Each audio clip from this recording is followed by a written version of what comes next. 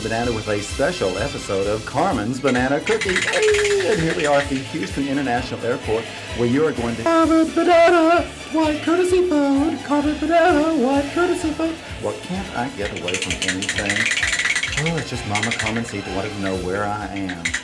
Oh, I tell you, these airplane trips make me so relaxed. I mean, I just love to sit around in the airplane and just, I don't know, I just have no trouble at all sleeping. It's just such a comfortable, easy ride. But here we are in beautiful Spain. I mean, look at this. This is the Spanish countryside. Oh. Our first stop was Merida, and this is the beautiful fountain in downtown Merida. You know, Merida is the town that was actually formed when Julius Augustus, or is that Caesar Augustus, wanted his veteran soldiers the privilege of founding a town called Lusitania. Of course, sometimes I think it looks more Roman Catholic than Roman. This is the Roman amphitheater, which was inaugurated in 8 BC. And, well, you just can't tell which is which when royalty is concerned, can you? Now, this is the the National Museum of Roman Art that actually has a Roman street going through the museum. And here we are, just walking down that Roman street, enjoying the amphitheater. Oh, all the world is a stage, and there's Carmen Banana, high up on the pedestal. You know, there was all sorts of bullfights and gladiators, and there was even what's called ventiñones, which is the gladiator combat versus wild animals. Oh, boy. In fact, if you find the right staircase, you can even find the rooms in which the men and animals waited before contact. Or is that combat? We rented a car for our Iberian adventure just because, well, it's so inexpensive if you get it here in the States before you leave. And you get to see so much more, and, you know, I just love traveling around and seeing the beautiful aqueducts and taking breaks. I think the most we ever traveled in one day was 100 miles because it was so beautiful. I mean, take Toledo, which is really mobbed by tourists, but mostly because it's pretty much just a treasury of Spanish history and culture. Cervantes even said that Toledo was the rock, gravity, the glory of Spain, and the light of her cities, and really one of the prettiest of all. So don't be discouraged by the crowds. As you can see, it's a walled city. There's actually a wall that goes around the entire city, and on special occasions, the place is really packed. This was a cute little marathon. And, you know, they have all the modern conveniences in the world, but there's even flushable toilets. Toledo is also known for producing the first bilingual edition of the scriptures, and they even translated, most of the scholars were Jewish, and they even translated Arabic texts into Spanish for the Christian king. Around every corner seems to be a different beautiful church. Toledo is also known for its swords and knives, especially if you need something to cut the pain.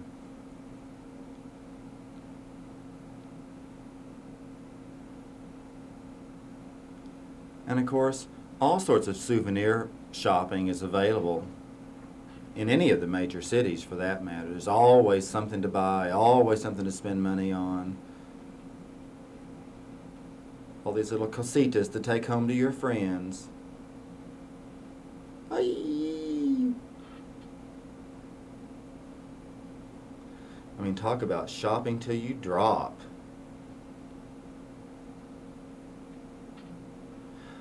Here are my boyfriends that I met in Toledo. Why, look, there's Cervantes right there. And of course, all we seemed to do was eat. There was paella and gazpacho and pan and bread and jello and ice cream for dessert. Always delicious restaurants. And of course, you go into any food store and buy little daily snacks if you wanted to. And of course, the sweets. Oh, the candies were delicious, especially marzipan. It's known for its marzipan. And this is something called damascene, which is the ancient craft of inlaying gold on black steel background and used to decorate everything from ashtrays to picture frames. This is outside the wall overlooking the river that flows around Toledo. You can look on the other side of the river and see some beautiful area. And of course, not all of Toledo is beautiful. I mean, people do live there and people do have trash. The rain in Spain grows mainly in the plain. Yes, sir, here we are in Spain again on our way to Lisbon and fleeing Spain into Portugal. And here was our first view of Portugal at Estoril. We took the wrong turn at Lisbon and ended up here on the coast of Portugal.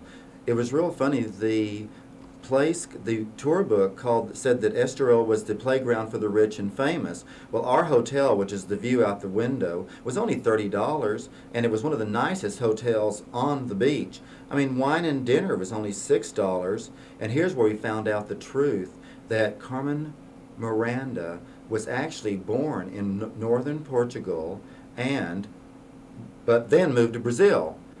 So after a few more bottles of that delicious Portuguese wine, we decided that we must go see Sister's birthplace and go to Carmen Miranda's birthplace. I mean, we were so thrilled. We were hanging from the chandeliers, just dancing and screaming with joy. We're going to see where Carmen Miranda was born. Now let's see if we could find a postcard of Marcos de Corazones. So what we do is we started going up the coast of Portugal.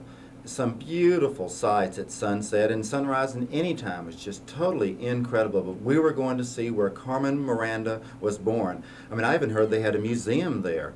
But all the way up the coast, every time you turned a corner, it seemed like there was another beautiful town. You pulled into any of these towns and you would see angels guarding the roadway to keep our journey, our crusade to the Carmen's birthplace. And just on up the coast, up into the mountains, and you'd stop and see these beautiful towns, and all of a sudden there's just be this huge cathedral looming over you. The next town that we stopped into was Oviedo, which sometimes is called the Venice or Amsterdam of Portugal because of the few canals that go through the city. But it really was not a tourist stop at all, and it was just a fun town that was filled with just real Portuguese people with hardly any tourists at all, but really first-rate hotels. This is sort of the lobby of, a $35 hotel, and of course the lobby is full of very plush carpets and couches and very, very elegant and very modern. And this is the refrigerator that is in every room, and you can see some of the things that you can, of course, buy, but it's all there available right in your room. Soda water, wine, anything you want to drink. And then, of course, breakfast is pretty much included in every hotel room. Here's some banana yogurt for those of us that love bananas with every meal. But, I mean, it was a real extensive free breakfast of yogurt and marmalade, and they love to have their sandwiches. But leaving Oviedo and going on up to northern Portugal, we just ran into some of the most incredible, and we knew that we were close to Carmen Miranda's birthplace as we find this incredible fruit stand, and there it is. There's Marcos de Corazones. We're just one mountaintop away from the village where Carmen Miranda was born. And there's the actual birthplace of Carmen Miranda. I mean, of course, and there we are running up the stairways to say, Sister, are you still there? And finally, we made it to the town, Marco de Corazones, the birthplace of Carmen Miranda in Portugal, which not too many people even know about. Beautiful, beautiful city, and that's pretty much a city right there. It's just a small little town, but they do have a municipal museum. But the most important thing in the museum is the library. It looks like my office right there. But here's the bronze plaque for Carmen Miranda, the little notorious one. And there she is, the mother of us all, Carmen Miranda. I just feel saved. This is the high point of my life. There's nothing I can compare to it. I mean, everyone in Marcos de Corazones loves Carmen Miranda, and they love Carmen Banana also. And they seem to have some kind of etiquette school around because everyone was practicing carrying baskets on their heads. I mean, just look at the scenery here. It's just incredible. Just mountain villages. And of course you have to be careful when you're driving, because sure enough there's always the donkey and the man in the middle of the road or the side of the road, and of course they do have the right of way. Lots of walled cities where you have to drive in through the wall if you want to see what's going on in town. And of course some of the hotels we stayed at even had television. I mean, this is all the modern conveniences. Love those late evening foggy trips down cobblestone sidewalks. Oh. Now if you have trouble with your clothes getting a little smelly after a while, just wash them in the sink and dry them on the radiator. Loved the bread. Just always delicious things to eat no matter where you went. And pastries, and of course I love the chocolate. You know, forget the big cities, especially if you're driving around. The smaller towns are really much easier and cheaper and cleaner, and they're a lot more fun. Remember, the transit office is always next to the train station in pretty much any town. This is the oak cork forest, and these are some actual oak corks where the bark is taken off and they make corks for your wine bottles. And that's where it comes from, is that the bark from oak trees. Since the oak trees are harvested once every 10 years, I think the 5 there on the bottom of the trunk means that every 1995, 1805 is when they harvest that particular tree. This is in the Extremadura forest area of Spain and Portugal, and here's Carmen Banana in the olive trees, nibbling at the olives, which of course you can't eat now. They have to go through the whole process but they're everywhere. Just the mountainside of olive trees. These olives usually end up on the table of pretty much any of the restaurants. This is your typical restaurant because it has the menu of the day, which usually has 3 or 4 courses, including wine, for about $10. Also, if you don't buy the menu of the day and order a la carte, anything you eat is charged for it. For instance, if you have the crackers, they charge you for it. If they charge you eat the bread, they charge you for it. But it is well worth it, and the price isn't really that bit much at all. Just delicious desserts everywhere. I had the cabrito, which was goat, broiled cabrito, and looks like my partner's having some kind of a pork dish. So many beautiful things. Remember, at a restaurant, if it's a restaurant, it has tablecloths on their tables. Without tablecloths, it's called a cafeteria, and they do have different menus. Even though they're in the same place, they'll have different menus. But you can see the countryside is just beautiful. I mean, who cares about the tablecloths? More olive trees, just hills and hills and hills of olive trees.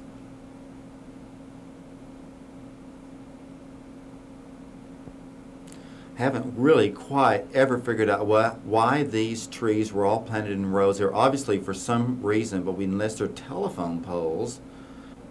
One of my favorite cities was Seville. I mean, with the whitewashed buildings and the jasmine-flowered balconies and the exotic parks, really might convince you that romantic cities still exist in this world. I mean, it's just one of those beautiful, beautiful towns. The Roman Acropolis is founded by Julius Caesar. It's a thriving seat of Moorish culture. It's a focal point of the Spanish Renaissance. Just beautiful. It is just one of those beautiful cities that you actually have to go see.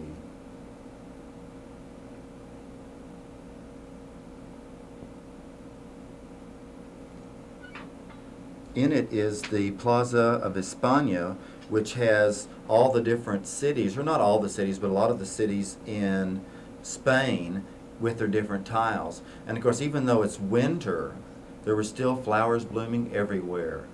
And of course, afternoon tea is something that Carmen always stopped for. Remember that tips are usually included in restaurants, even coffee, but it's always good to just tip a little extra.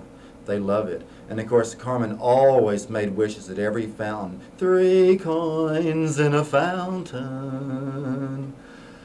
Oh, I think my wish is going to always be going back.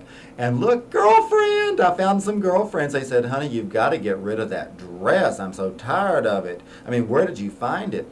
Honey, I want you to know I made it myself. I beg your pardon. But they did show me a place I could find some cute, new, outfits. And here it is. Oh, the perfect little yellow outfit. I think it was a little bit tight around the chest, so I had to take it in.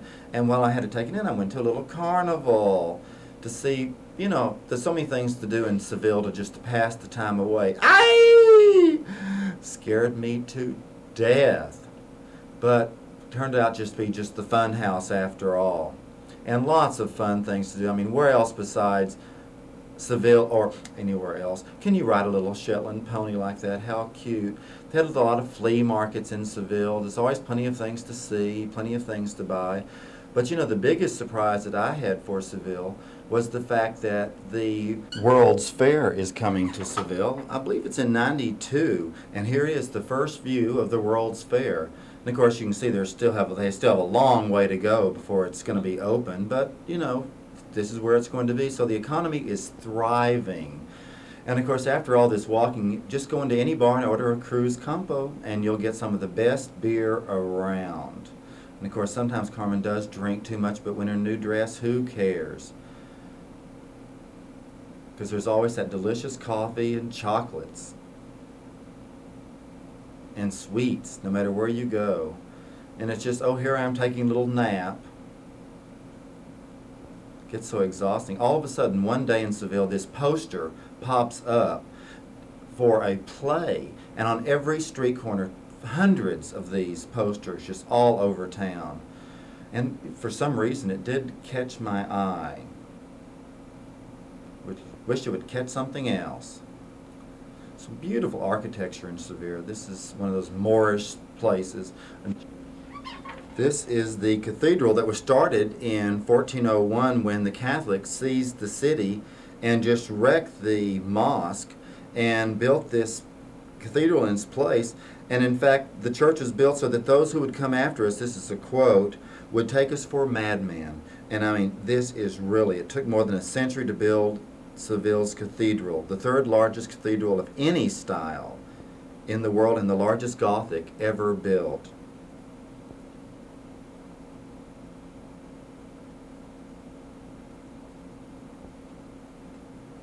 The hotels are beautiful here also. I mean, the lobbies are just exquisite. Look at this tile work. I mean, really beautiful. Oh, look, a new dress. Well, you know, you can't just have one.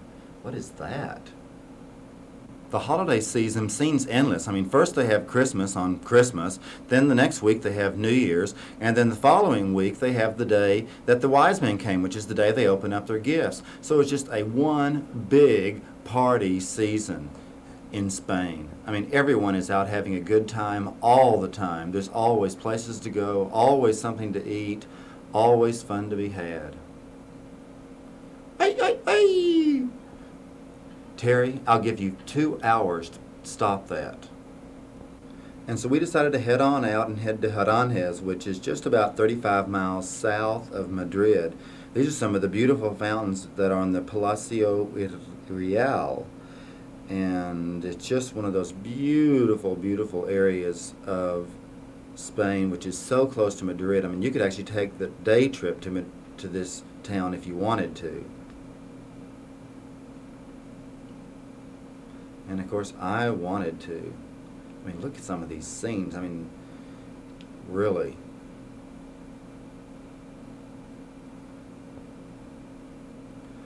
And of course, here we are at the hotel again. This is our little fountain area in front of our room. I mean, every room was just beautiful with tile mosaics everywhere. Lots of flowers in the garden. Friendly people. Great food. And this is winter. I mean, look at all the nice green things in winter. Now here's the Palacio Real. It's now a vacant 18th century building, and just to be the Bourbon summer retreat. No, Madrid has been the capital of Spain since 1561, when Felipe moved the capital from Toledo. When you're driving into any city, just follow the signs that say hotel or restaurant for the very best of the both. One strange thing about hotels is that the first floor is the second one up. So in other words, if you're staying at the first floor of a hotel, you have to go up a flight of stairs because the ground floor is the G floor. Don't ask me why, but it sure is confusing. And here we are at the big statue in front of the Prados Museum, where there is so many beautiful things to see. Across the street is the Parque del Retiro. All 353 acres of the place is just unbelievable. I mean, you can even rent rowboats there for, a couple dollars. And the water looks really tranquil at the surface, but drop a piece of bread in there and you'll see some ravenous carp trying to fight over it. More fountains. I tell you, I think I threw away more money there than imaginable. Major area of the downtown. I mean, every part, even the downtown part of Madrid, has its beautiful sights. And of course, the pigeons are everywhere, but Carmen loves the flora and the fauna of every country. It holds all the animals dear to my heart. On the western side of central Madrid is the Palacio Real, where no monarchs have lived since the 30s, but it does stand as a symbolic and diplomatic function. And of course, I just seem to be drawn to fountains with fruit in them. Here are the lovely people that gave us such a nice room and such a lovely stay in Madrid. And of course, Cervantes and his pal Pancho were some major people that we ran into. Of course, we did meet celebrities. A fun thing about Spain is that there's gambling everywhere, and people gamble like there is no tomorrow. This is a hog, or actually a ham museum, which with these little cups in the bottoms of the hams to keep them from dripping on things. And it's not really a museum. It look like a restaurant to me, but why they call them ham museums? But do you get ham in every kind of sandwich, cold cuts, whatever you want. Back at the Prado Museum, you can see the spiritual paintings of El Greco, the technical sophistication of Velázquez, the contorted images of Goya, as well as Bosch's bizarre landscapes of life, death, and sin, suffering, and sex, Bruegel the Elderly's morbidity, and Botticelli's vision. The second floor of the museum houses the greatest Spanish works from the 16th and 17th century. But I tell you, watching all this art has really made me exhausting. So thanks for joining me on my Iberian adventure. And remember, keep eating bananas! Ay, ay, ay!